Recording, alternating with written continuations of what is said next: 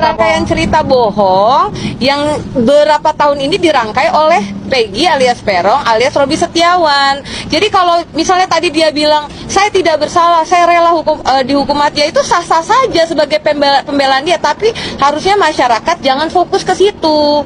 Masyarakat harus percaya bahwa ini memang sudah terjadi penyelidikan, ada saksi, itu sudah ditetapkan sebagai tersangka yang betul-betul press release hari ini, ya itulah gitu loh. Jadi jangan memblunder kemana-mana lagi. Yang kita harus sekarang fokuskan adalah kenapa 2 DPO-nya hilang. Jadi fokusnya jangan terpecah belah. Jadi itu loh. Saya yakin banget pihak kepolisian sudah sangat-sangat kooperatif tentang hal ini, menetapkan tersangka Peggy hari ini dengan berbagai barang bukti yang sudah ada. Gitu loh. Jadi kalau dia bilang saya tidak bersalah, saya rela dihukum mati, ngapain mengganti identitas sekian tahun? Peggy itu mengganti identitas. Mengganti identitas sudah jelas itu. Menjadi Robi. Itu ada yang tadi barang buktinya ada ijazah, rapot atas nama Peggy Irawan, terus ada ijazah, rapot asli, fotokopi KTP, identitas, itu ada semua. Jadi masyarakat jangan terbawa arus untuk lebih fokus ke ini bukan Peggy. Sudah. Kalau sudah DPO 1 tertangkap, sudah. Kita fokus lagi. Ada 2 nama lagi yang harus menjadi PR kita. Halo, assalamualaikum warahmatullahi wabarakatuh. Apa kabar sahabat Henrys? Semoga sahabat Henrys dimanapun berada tetap sehat, tetap semangat. Seperti biasa sahabat Henrys, welcome back to my YouTube channel Henrys Media. Wow, Masya Allah, Subhanallah, Alhamdulillah. Kita ucapkan selamat sekali lagi untuk Peggy Setiawan karena sudah menghirup udara bebas setelah mungkin beberapa bulan terakhir. Kita ketahui bersama, kita yang mengikuti perkembangan Peggy Setiawan dari kasus Vina Cirebon ini. Beliau diduga salah tangkap oleh pihak kepolisian, akhirnya harus masuk ke dalam penjara, dan alhamdulillahnya sekarang sudah bebas. Tentu kita semua patut bersyukur, akhirnya hukum ada juga sih yang adil gitu loh, putusan hakimnya. Awalnya saya berpikir nanti akan drama seperti drama MK gitu ya, sidang peradilan Peggy Setiawan kemarin. Tapi alhamdulillah hakim mengabulkan permohonan peradilan Peggy Setiawan, dan Peggy Setiawan pun dinyatakan bebas. Dan kemarin kita perhatikan euforia saat detik-detik kedatangan pembebasan dari Peggy Setiawan. Dan sekarang tampaknya Peggy Setiawan ini tampak seperti idola baru ya, idola baru di tanah air ya. Tadi nggak cuman hanya artis ya kan, dan Peggy Setiawan ini layaknya seorang artis sekarang, public figure, influencer. Karena apa?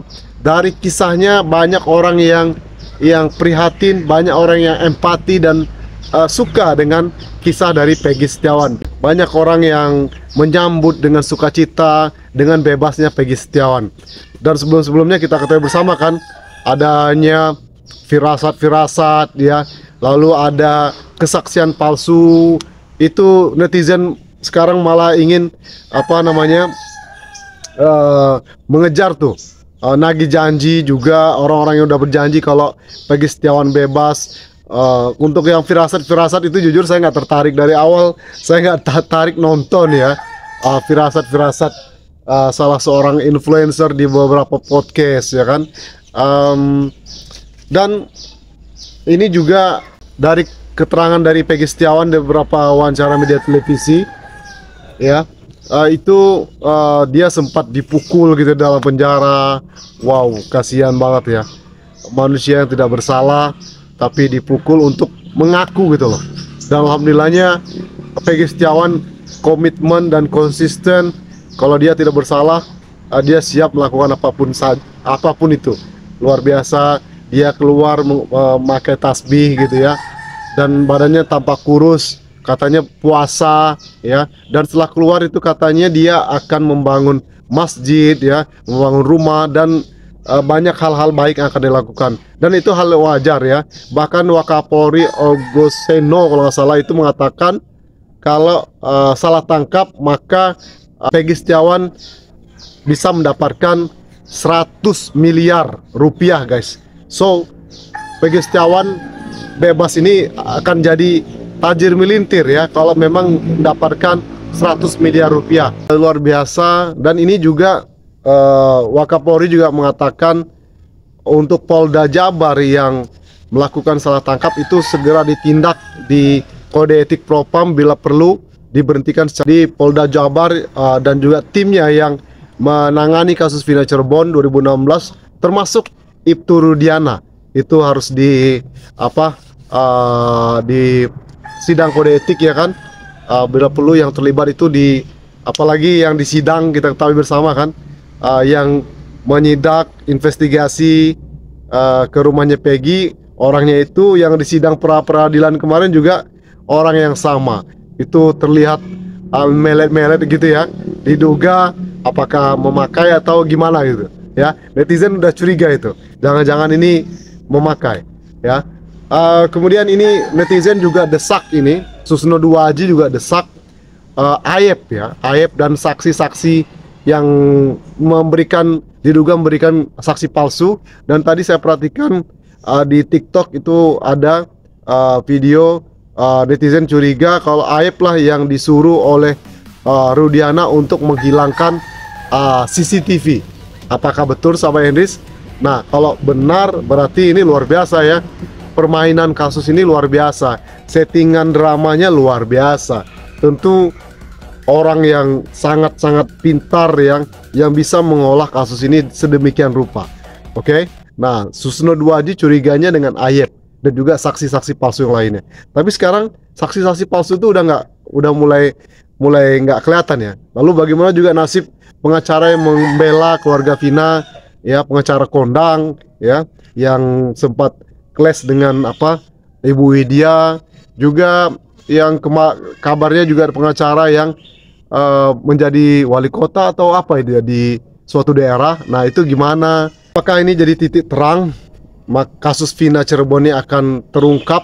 Apalagi ini sudah diperlihatkan salah tangkap ya, kasus salah tangkap kasus Vina Cirebon ini Peggy Setiawan.